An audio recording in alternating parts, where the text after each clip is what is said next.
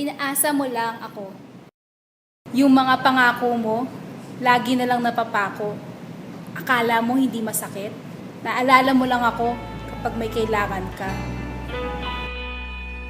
Niloko mo ako. Pinaniwala mo ako sa mga matatamis mong salita. At wala akong napala. At marami pa naman kami na umasa sa iyo. Sabi mo noon sa akin, kailan may di magbabago. Mula noon hanggang ngayon, kulang pa rin ang classroom, libro, at mga guro. Marami pa rin walang trabaho, mababa pa rin ang sweldo, at dahil dito, sa ibang bansa ako nagkatrabaho. Mula noon hanggang ngayon, ang mga mahihirap hindi nababawasan. Ang kanilang mga pangunahing pangangailangan hindi pa rin natutugunan. Kalusugan, pagkain, tirahan.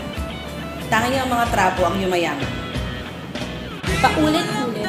Paulit-ulit. Paulit-ulit. Paulit-ulit. Parang sirang plaka. Oo, sweet ako. Oo, mabait ako. Pero hindi mo ako kayang bulahin. Sa pagkakataong ito, natuto na ako. Na may pusong bato.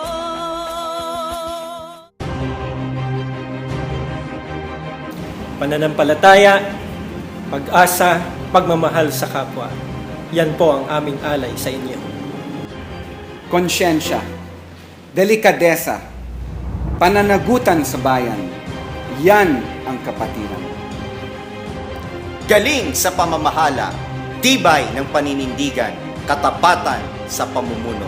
Yan ang maasahan sa kapatiran. Pagpapanibago, Reforma, Hustisya Sa sa parehas na laban, panalo ang kapatiran.